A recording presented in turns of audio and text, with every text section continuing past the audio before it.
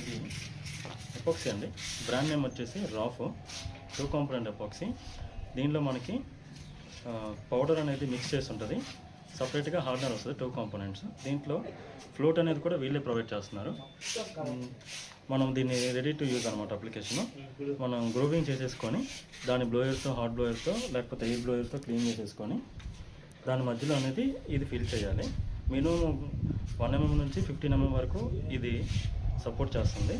దీనికి UV resistancy ఉండడం వల్ల బాత్రూమ్స్లో కానీ, ఎక్స్టర్నల్ వాల్ టైల్స్కి కానీ, ఫ్లోర్ టైల్స్కి కానీ ఇది మంచిగా వర్క్ చేస్తుంది.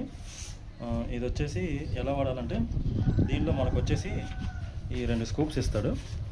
ఒక పెద్ద స్కూప్తో చిన్న స్కూప్ మ్యాచ్ అవుతుంది. ఇది 1:1 రేషియోలో మిక్స్ చేసుకొని ఆ గ్రూవ్స్ అనేవి క్లీన్ చేసేసుకొని గ్రూవ్లో అనేది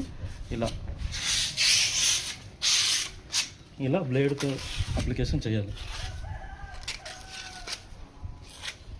ఇది వచ్చేసి ఇలా మనం 3 ఇంచ్ కానీ 2 ఇంచ్ కానీ బ్లేడ్ తీసుకొని దాంతో ఇలా గ్రూవ్లో అప్లై చేసుకోవాలి.